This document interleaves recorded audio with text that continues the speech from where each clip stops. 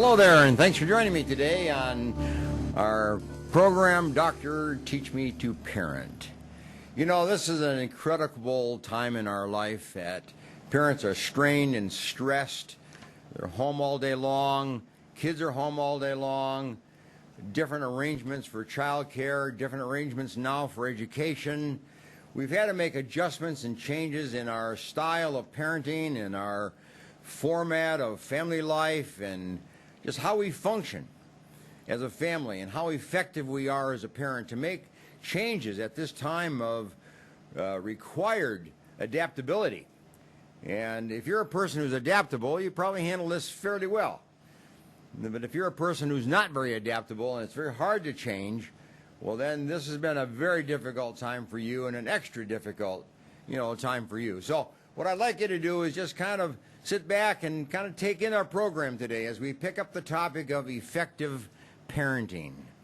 The essential ingredients, the essential traits of effective parenting. That's what we're going to talk about today. But before I do that, I want my book is Dr. Teach Me to Parent. This program and all our programs are based upon my book, Dr. Teach Me to Parent. It's available on Amazon, available from my website. And it's a book that you should have in your library, should have on your shelf, should have on your table, should have at home to help you navigate issues related to family life and child care. Now, recently we put this very book on an online course, and you can pick it up on, it's called Parenting Better, Parenting Better. And you just go to Fresno Pacific University, their online education program, and you access the course, Parenting Better. And you take the course, and at the end of the course, you get a certificate.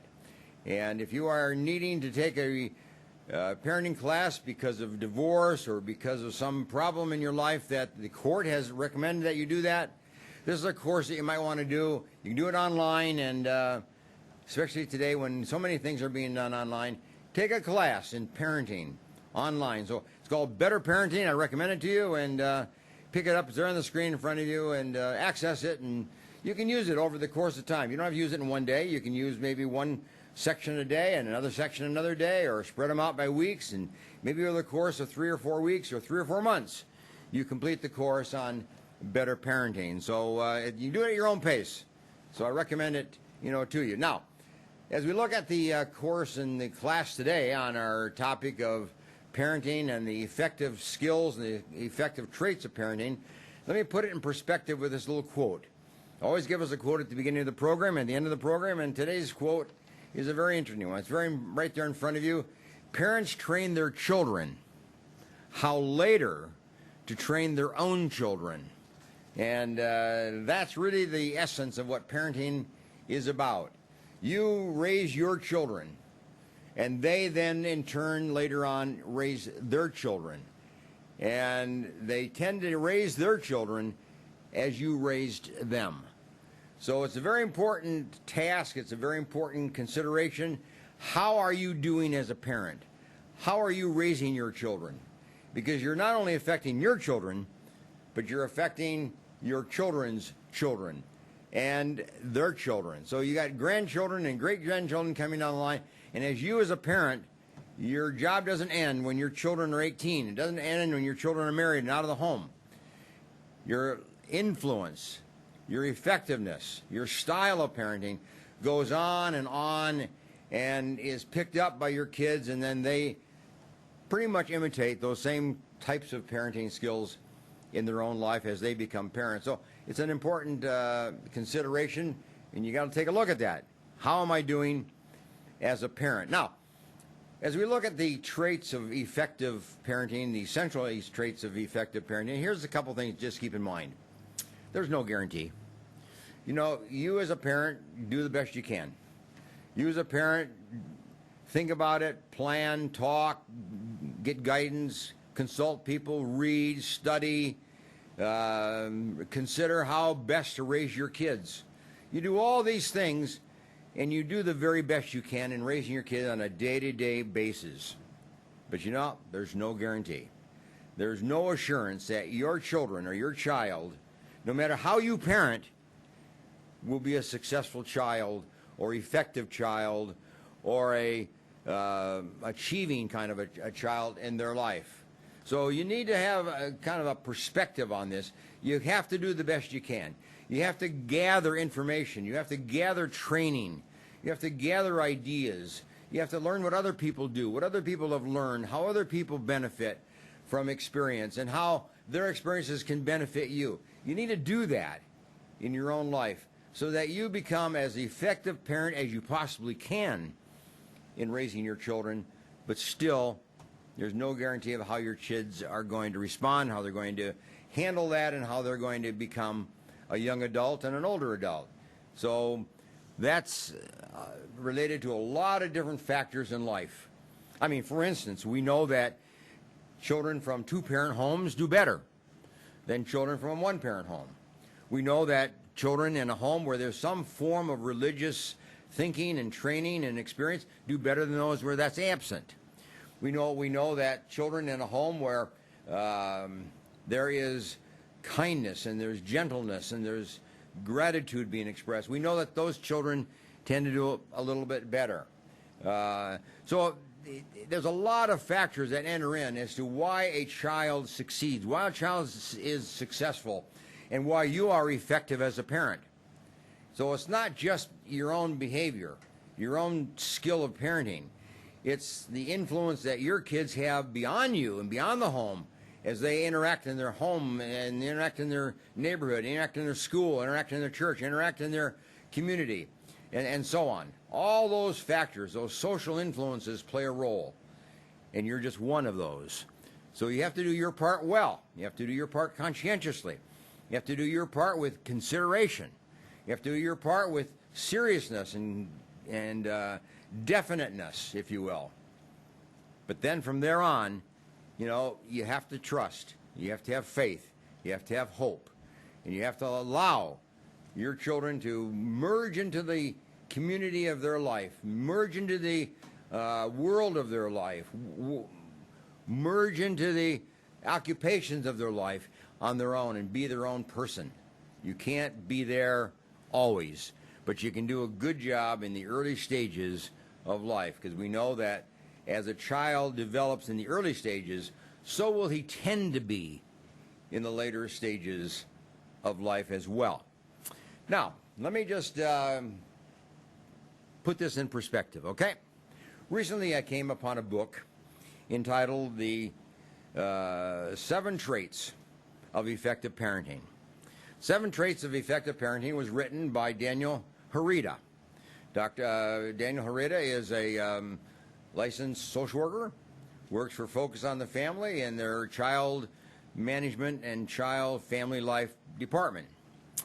And on the basis of his studies of other families and his own family, families that he's known and research that he's read and information that he's gathered together, he pulled together a book and labeled it The 7 Traits of Effective Parenting. And he identifies these 7 traits that tend to be associated with people who are effective as parents. Now, there's no guarantee, but they tend to be effective as parents. So if you can pick up that particular book, it might be of help, to you, and really study this idea of you being a more effective parent.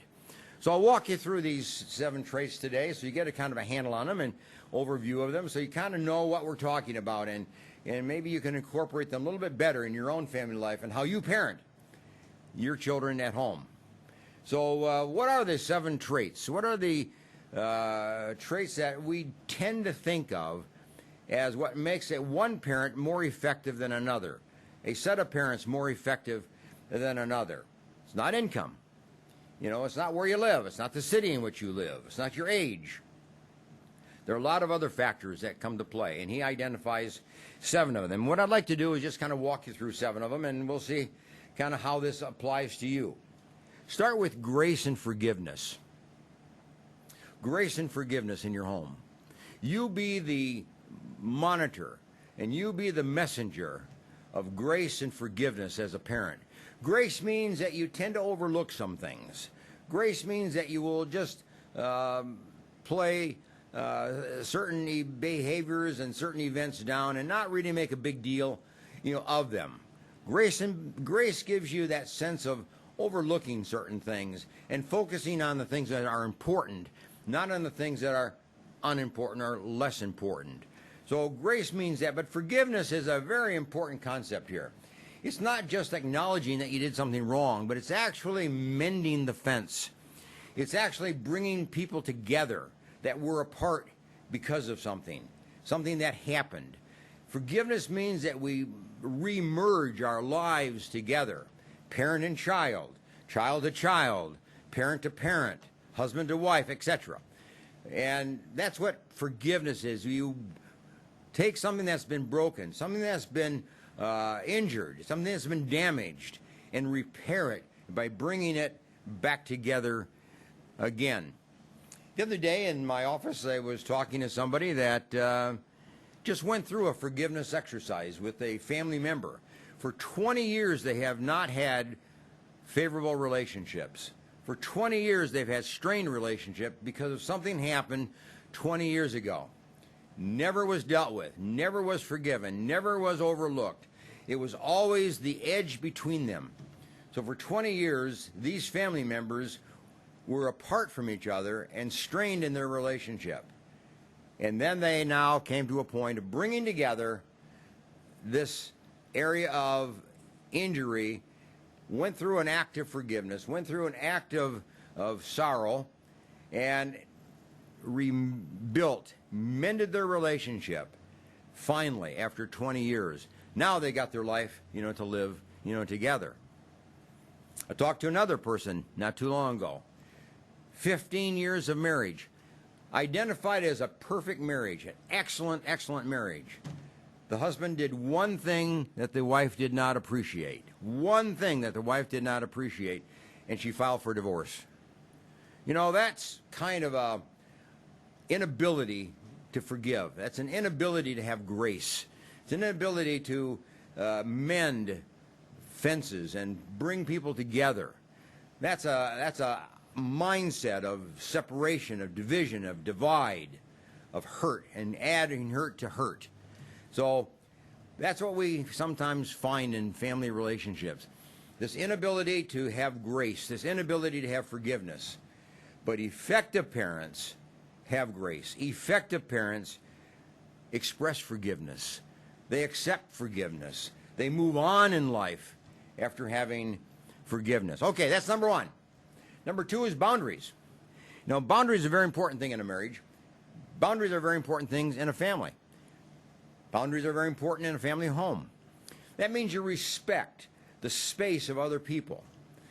You respect the bedroom of a sister, of a parent, or of a brother, or of a son. You respect the privacy of another individual. You have boundaries, a place that you don't go. There's a place that you knock before you go. There are places you ask before you enter. That's called boundaries. There are certain things that you just don't do. There are certain beverages you don't drink. There are certain behavior patterns you don't engage in.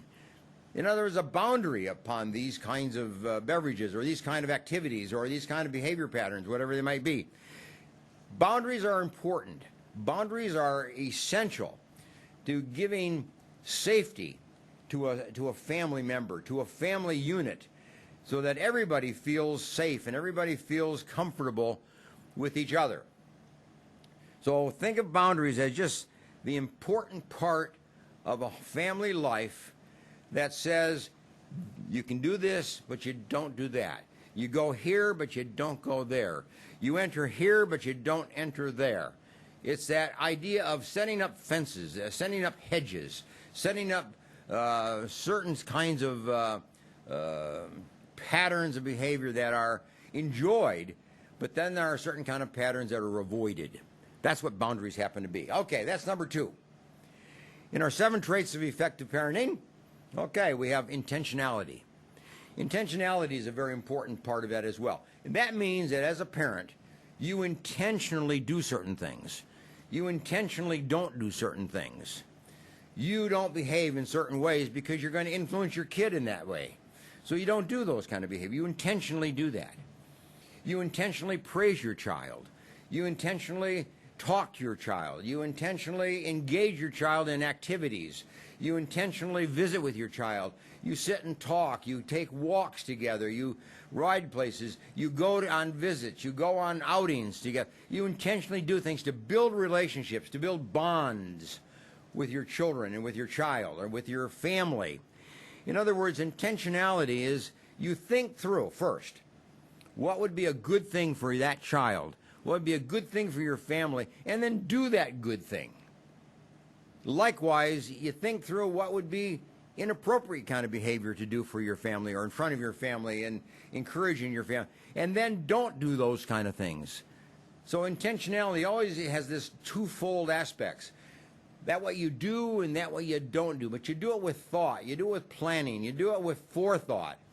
You do it with a way of making sure that your child is exposed to the very best of you at all times. That's intentionality.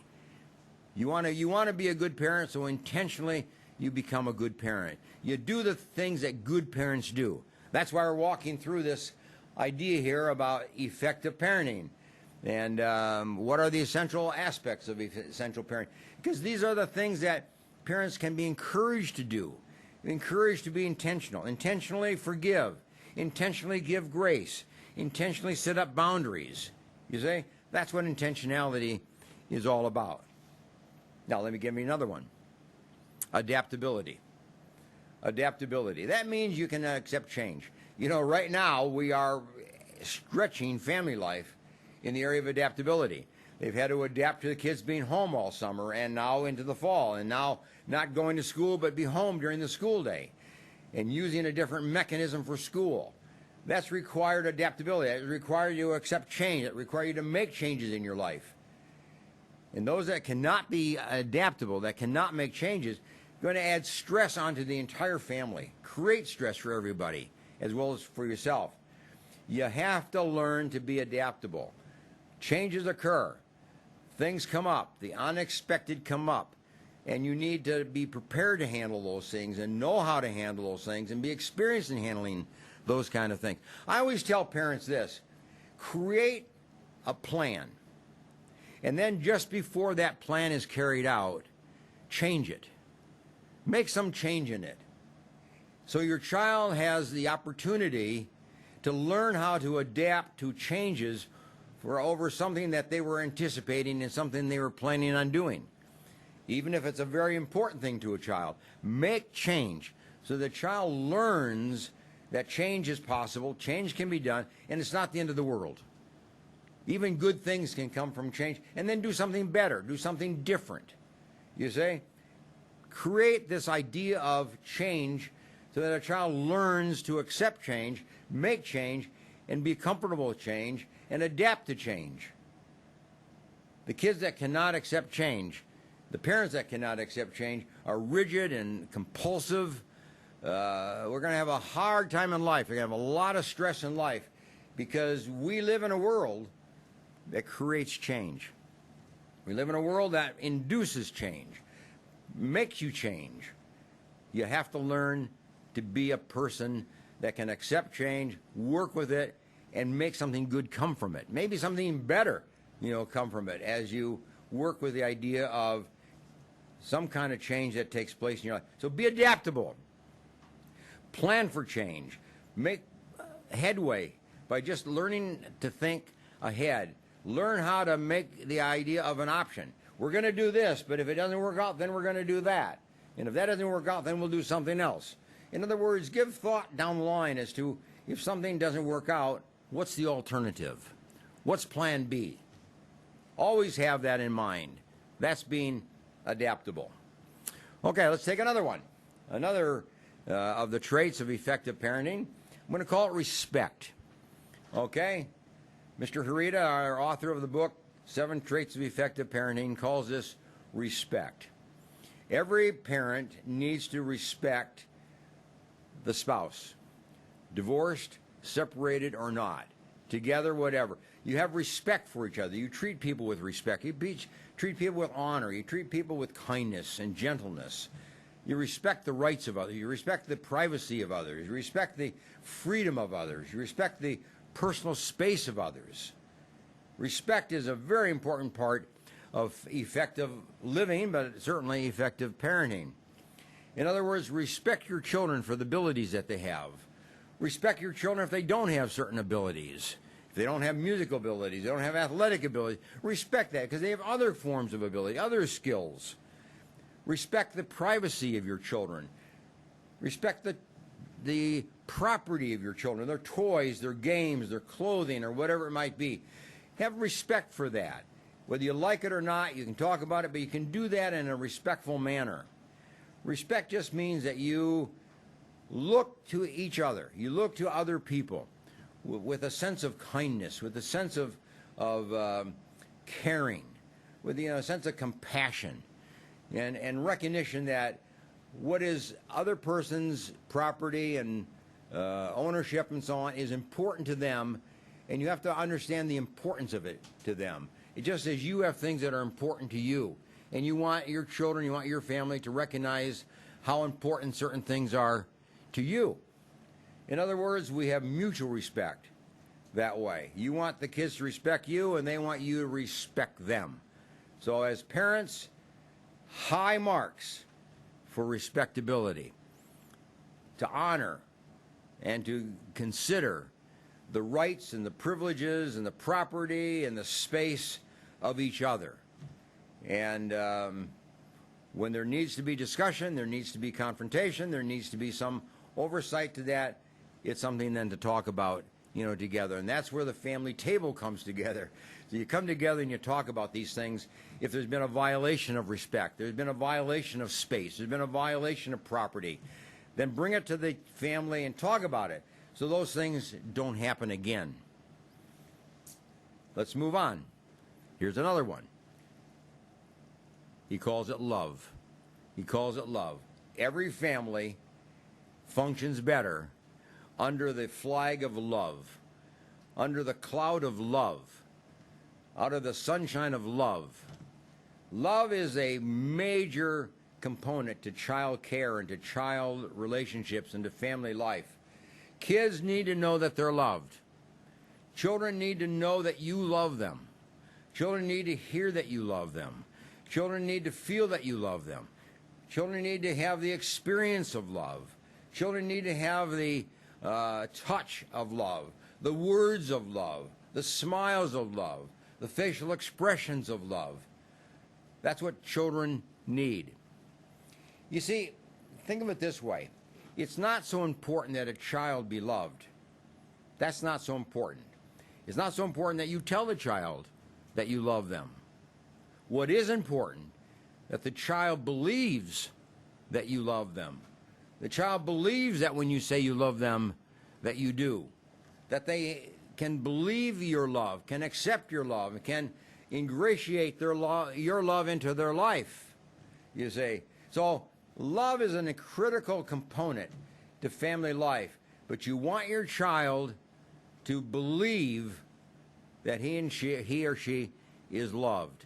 And you do this in many, multiple ways of expressing love. Gifts that you give, ways that you help, ways that you speak, ways that you touch, ways that you look, words that you express, and so on. Children pick up that message of love. I ask all the kids that I see in my counseling program, do your parents love you? And then I always ask them, how do you know that? How do you know that? And some kids don't know that. Some kids don't know how they know that. They just think that a parent loves them or the parent should love them. But then we have this engagement of talk about how parents can love children and how a parent loves you as a child. And then, of course, how you love your parent as well. So that love is mutual. But what you want to pick up, and what I try to pick up, is that child has to believe that he or she is loved by the parent. And you have, as a parent, you got to convince your kid of that. You don't say it once. You don't say it twice. You say it regularly, often. Over the years you say it. You say it in many different kind of ways. But love is a shared behavior, a shared expression. And it's one of the basic and critical ones in a child's life. Okay, now, let's take the last one. This is the seventh. out of the traits of effective parenting. Gratitude. Thank you. Gratitude. You know, homes need to be based on expressions of gratitude. We do all kinds of things in the course of a day. We help each other. We do things for each other.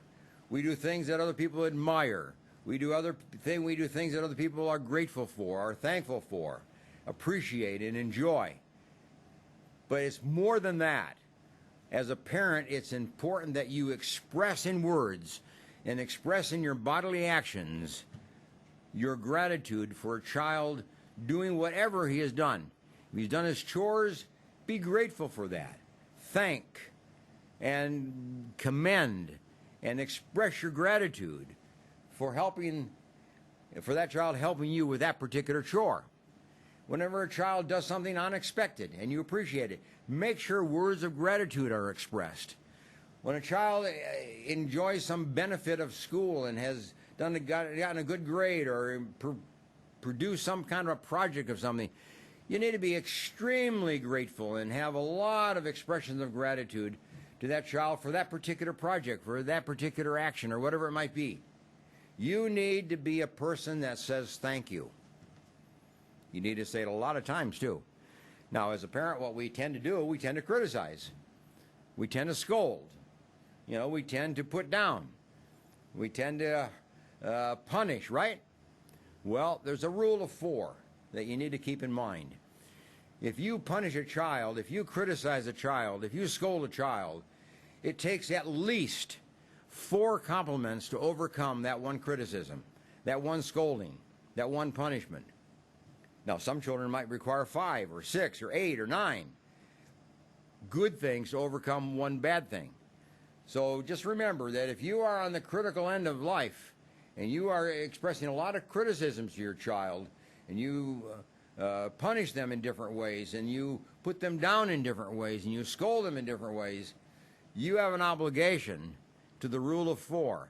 At least 4 compliments now are required to overcome or to modify or to soften that criticism that you gave just a little while ago. So don't just think that time heals. No, time does not heal. Time is part of it. But in that time frame, you're required to use the rule of 4. 4 good things to overcome one critical thing or negative thing or criticism or bad thing. So just remember, as a parent, that's your job. That's your task. Be a person of gratitude. Be a person where gratitude just exudes out of your mouth and just comes out of your life and goes towards your child. A pat on the back, a nice rub on the head, a nice back rub, a soft touch, a word of kindness, a word of gratitude, a word of pleasure, a word of being pleased, a word where you're proud of your child, you are happy for what the child just did. All these kind of ways that you can express gratitude. So gratitude is an extremely important part of effective parenting. So there you are. Those are the 7 traits of effective parenting, or what I call the essential traits of positive or effective parenting. Now, let me put it in perspective. These are guidelines. These are observations that we have made from parents and families and homes that do relatively well. Their children come out relatively well. They do well in school. They do well socially. They do well occupationally. They do well in their relationships. They do well in their marriages. They come out of these homes that have these essential parenting traits under which they were raised. So they tend to be worth looking at.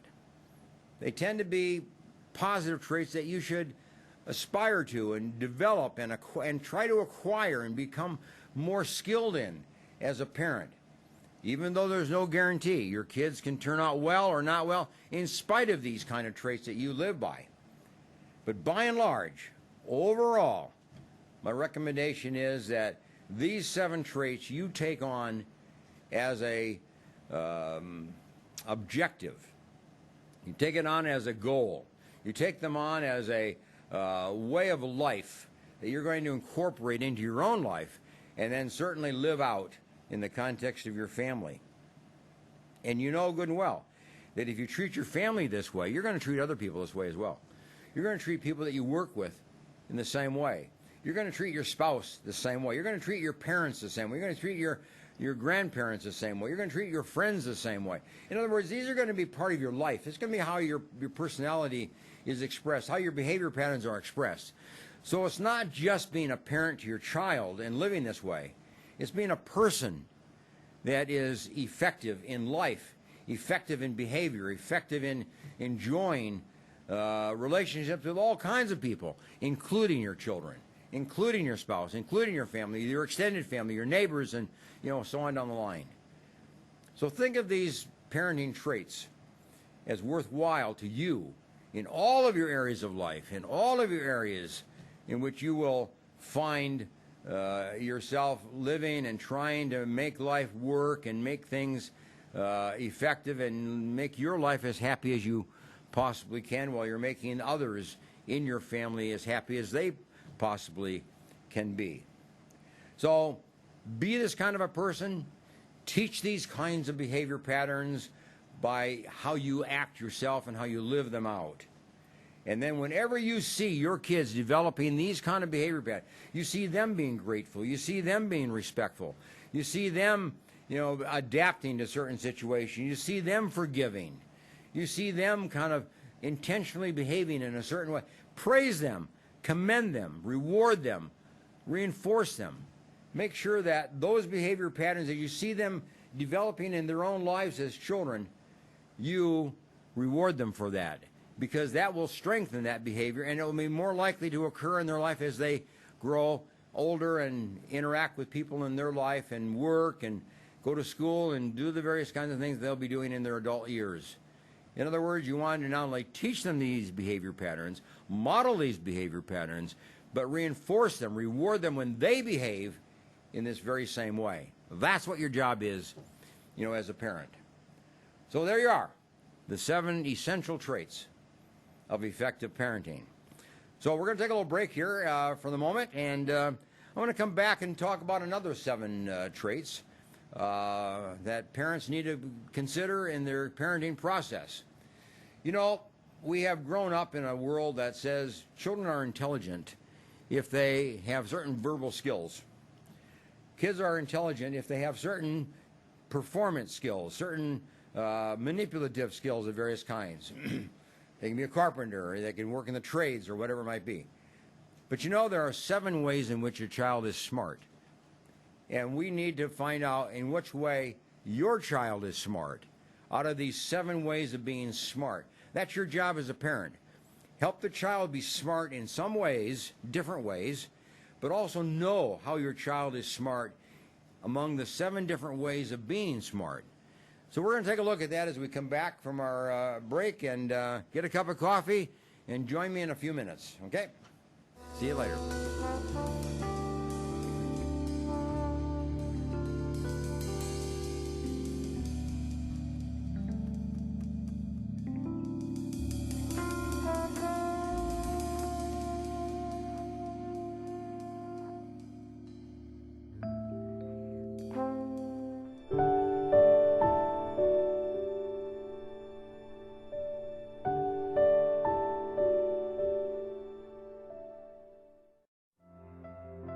The in-house services we offer here are Total Life Change, anger management, one-on-one biblical counseling. We do a marriage enrichment, codependency and chemical dependency one-on-one counseling. We have a relapse prevention piece. We also do a lot of workshops where we inform and educate people on different topics. There is one-on-one individual sessions, and we also have group therapy that we work in a group. We find that can be so advantageous when you know you're not alone. The key is to call, email, online, and get a hold of one of the receptionists here, and we will do an assessment. We are not here to direct, guide, and force. We're here to meet you where you're at, then direct, then guide, and then give you options to break free.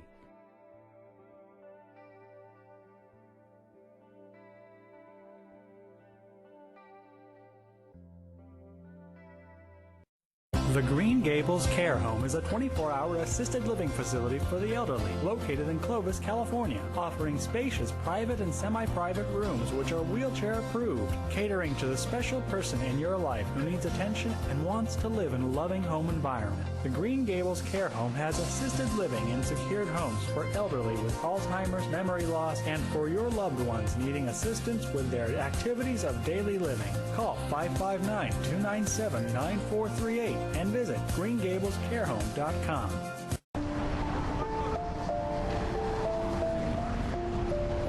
Sometimes good intentions hurt rather than help.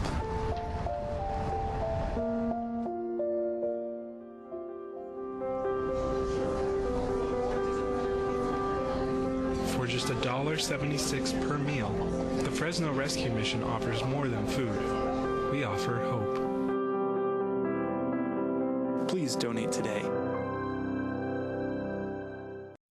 Do you need a locksmith? Layman's Lock and Safe Service and Repair is available for you. 559-228-1805.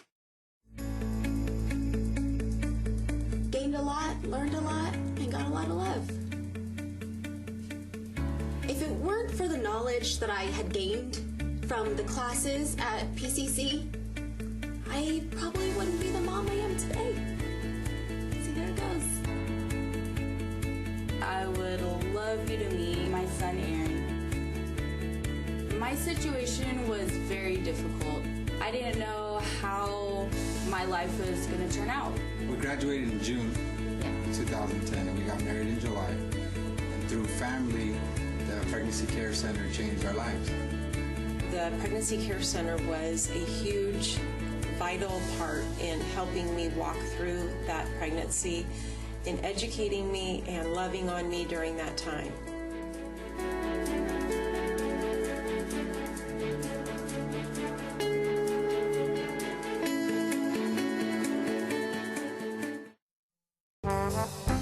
Hello there, and thanks for joining us again, coming back from your little break.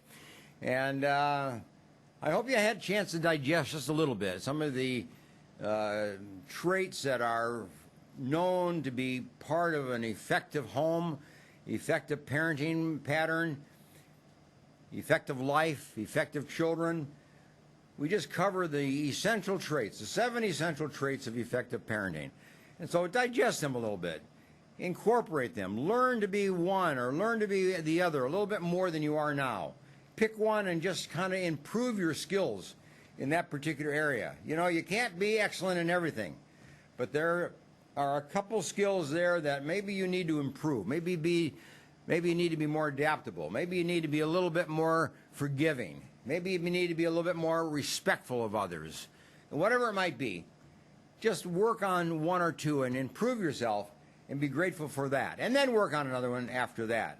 Now, I wrote a book not too long ago entitled The Psychology Missive, but the undertitle is what's really important: Law Enforcement Officers in a World of Stress.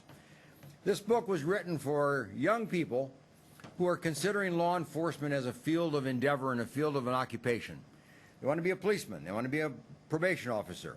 They want to be a correctional officer. They want to be in the law enforcement field in some way. This book is for you. It identifies some of the problems that police officers face these days on the street. It talks about the marriage and the family life of police officers. We talk about ways in which police officers can be effective and to do a good job and to be respected by their community. So, law enforcement in a world of stress. And if you are a law enforcement officer, you may want to pick that up.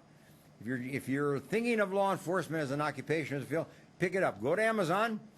It's there under my name, and get access to it. Or go to my website. You can pick it up there, as well. Or just call my office, and we'll get a book out, to you. So it's for law enforcement. So make sure that this book becomes part of your life, if that is part of your life, law enforcement. Okay, now, what I'd like to do is kind of shift to another 7. We looked at the 7 traits of effective parenting, but I want to look at some of the 7 ways that children are smart. There are different ways that kids are smart. Not all kids are smart the same way. You're not smart in one way and then dumb in another way, if you will. No. You're smart in 7 different ways. Sometimes a little bit more in one than the other, in different ways that you're smart. And I want to just bring that to your attention. And as a parent, one of your responsibilities is to know your child well and know their skills and know their abilities and know the areas of life in which they are smart. And then augment that. Make that happen even more. Bring it out. Commend them for that. Utilize their abilities and their smartness in certain areas. Guide them in terms of careers that would be good for them to consider if they are smart of a certain kind in a certain way. So that's what we're going to take a look at here for just a little bit. Now, recently I came upon a book entitled The Way They Learn. The Way They Learn. Now, The Way They Learn was a book written by Cynthia Tobias. She's a social worker and specializes in education and is often interviewed on radio and television and writes articles and has much to say in the way how children learn, how children come to the learning process. And what I'd like to do is just pick up one of her chapters. It's not the entire book, but one of her chapters is the way that we are smart as a child. And as a parent, then, it's your responsibility to identify the way that your child is smart. Now, this comes from some research that I have read over the last number of years. A man by the name of Howard Gardner, professor at Harvard University, wrote a book, Frames of Mind. And in that, he wrote 7 ways in which children are intelligent, 7 ways that they're smart, 10 ways in which they succeed and do well. And that's a great book, Frames of Mind. I would recommend it to you. Before that, about 2 years, I read another book by the author of Thomas Armstrong. And Thomas Armstrong wrote the book, 7 Kinds of Smart. So you see, we are thinking differently about this thing called intelligence. And we're asking parents to rethink this area of intelligence. And we want you to think of your child not as being smart or not smart, not being educated well or having a good education or being capable of a good education, but rather see your child as being capable and being smart in a lot of different kinds of ways. So I would recommend these books to you, and if that's important to you to kind of learn about this, there's the book on the screen in front of you, and I would recommend that you get a hold of it. So let's take a look at these ways that children are smart. And you as a parent, how you need to help them learn and develop these areas of smartness, if you will, in their life. The first one that these authors identify is what is known as linguistic intelligence. Linguistic intelligence. Now, linguistic intelligence is the ability to use words. It's the ability to know words. It's the ability to understand words. It's the ability to speak in words.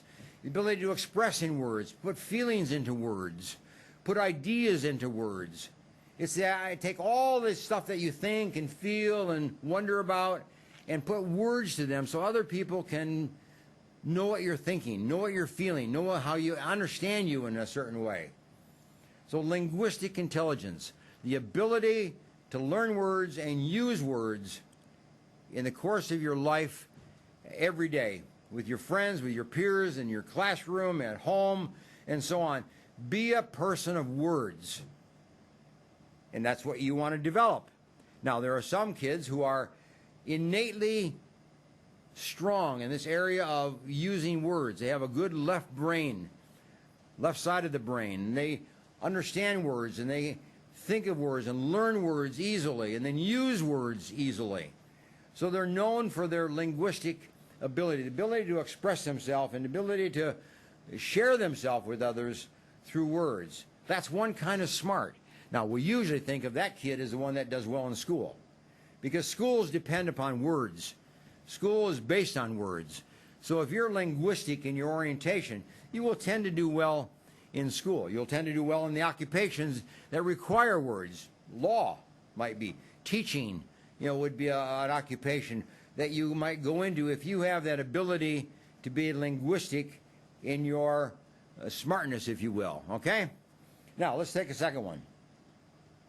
Logical, mathematical intelligence. Logical, mathematical intelligence. To think in logic, to think properly, to think in order, to think in routine, to think in sequential ideas, and to be able to use math ideas and to numbers and bring them into your way of thinking. People like that tend to become mathematicians, that's true.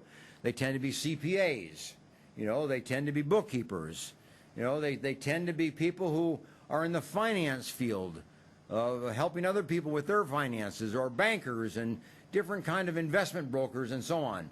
When you have this kind of ability of logical and mathematical intelligence, you are able to work with numbers. You understand what the national debt is all about.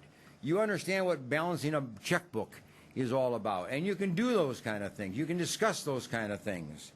That's logical intelligence, if you will, and mathematical intelligence. So that's the second area of intelligence that some kids have, and your kid may. If your kid does, make sure that they participate in mathematical games and mathematical competition, and orient them towards professions such as finance kind of professions, and expose them to that kind of thing, world, because that's probably what their world is going to be later on in life. Now, let me go to the third one. We call this spatial intelligence. That's space. How to navigate space. If you're a stock car driver, if you're a race car driver, you have to have a great ability in what space related. You know the space between your car and another car. If you're a good driver, you have probably a pretty good spatial relationship because you haven't had accidents. You can keep a certain safe space between you and another car. Spatial relationship is people who are artists. They can see things in perspective. They can see things in some kind of a spatial relationship one to another, and they put things in order. Big things, small things, put them in perspective. That's spatial intelligence. So spatial intelligence are often people who are very much in the field of art and can portray their ideas and portray their feelings and portray their thoughts and so on through artistic modality. Now, let me go to another one, and that is what we call musical intelligence. Musical intelligence is a very important kind of intelligence. That means that you use music to think.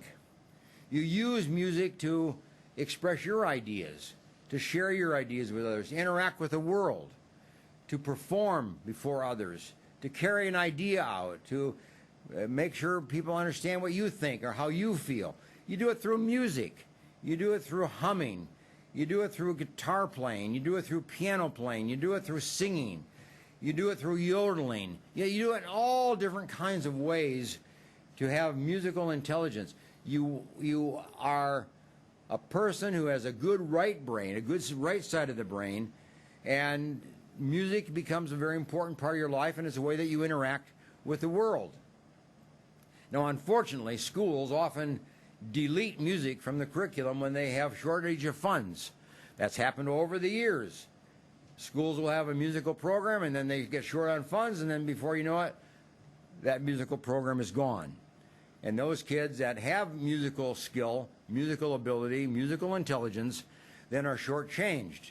We take that away from them, and we don't then allow them to develop that area of their brain and that area of their skill pattern. So musical intelligence is an extremely important part of life, and it's the ability to interact with the world through some type of rhythm. And that rhythm is expressed by instruments and by voice and by melodic tones and tapping and all the various ways that we can be musical in our expressions. So that's called musical intelligence. And if you are a child that has great musical intelligence, you're as good as somebody else that has mathematical intelligence or spatial intelligence or verbal intelligence. Don't sell yourself short. Don't make this less important. It's a different kind of intelligence, but you're just as intelligent as somebody else, but in a different way. That's the pattern. Now, let's move on to another one. Bodily kinesthetic intelligence. Now, we all know what that means. That means the football player. That means the basketball player. That means the wrestler. You know, that means the fisherman. You know, that means the person who uses his body in a coordinated way to achieve a particular goal and to perform a particular act of some kind.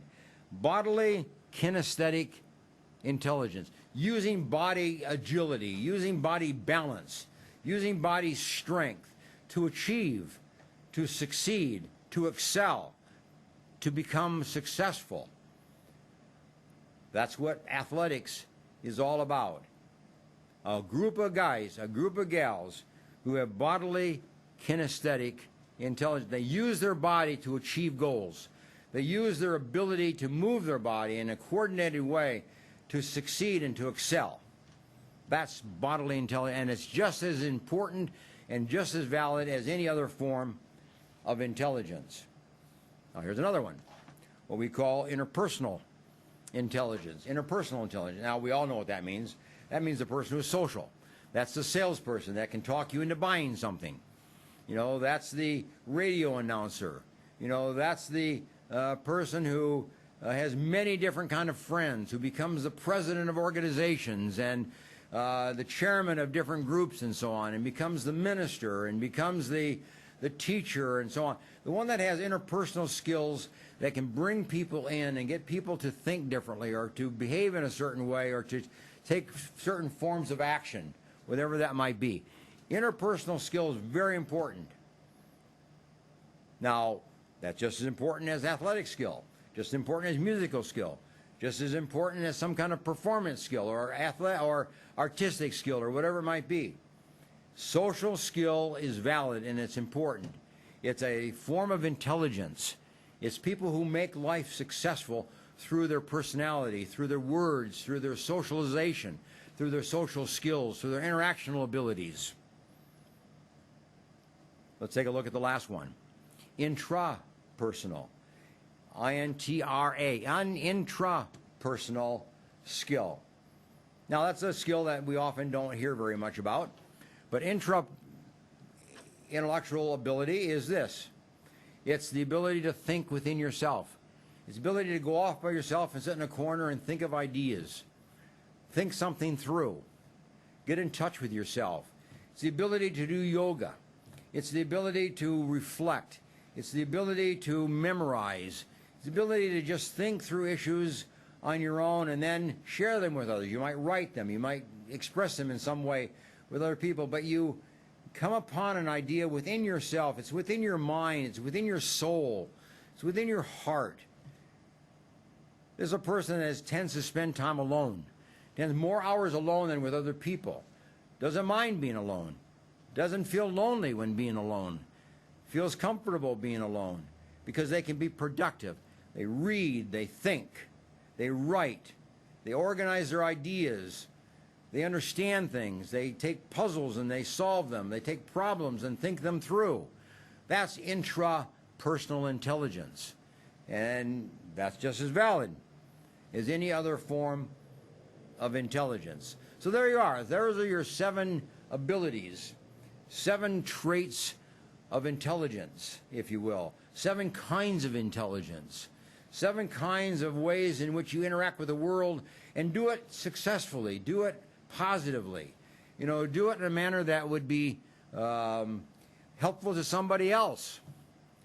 Use your ability with words to help other people gain strength and more skill in that area.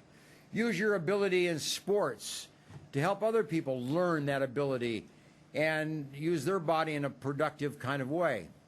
Use your musical ability to share that with others so that they develop this ability of music. Now, maybe not to the same degree to which you do. Maybe not to the same degree to which you are capable of yourself. But share that. Help encourage people to think through what is their level of success. What is their basis of success? What is their level of skill? What is their level of intelligence? In what area are they intelligent? That's what you need to do as a parent. Help your child identify, I'm smart in this, or I'm smart in that, or I'm smart in this, or I'm smart in these 2 areas, or I'm smart in these 3 areas. Nobody is smart in all 7 areas. Don't worry about that. But what are the 1, 2, or 3 areas in which your child is smart? Develop that.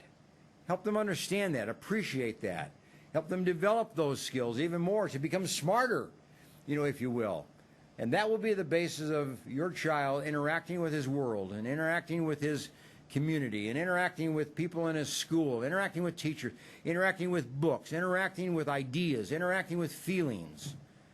We take these traits and we use them for our own good as individuals. So there you are for today. We have looked at 7 on 2 different occasions. The 7 traits that make you effective as a parent. Very important that you identify yourself in these areas and try to be effective in as many of these areas as you can as a parent. You're not going to be effective in all of them, but be effective in 2 or 3 of them so that you can enjoy your parenting experience and your children, and they will enjoy you. And then we looked at the issue of 7 kinds of intelligence. Again, for yourself and for your children. Help them identify ways in which they're smart, ways in which they're intelligent, ways in which they are capable.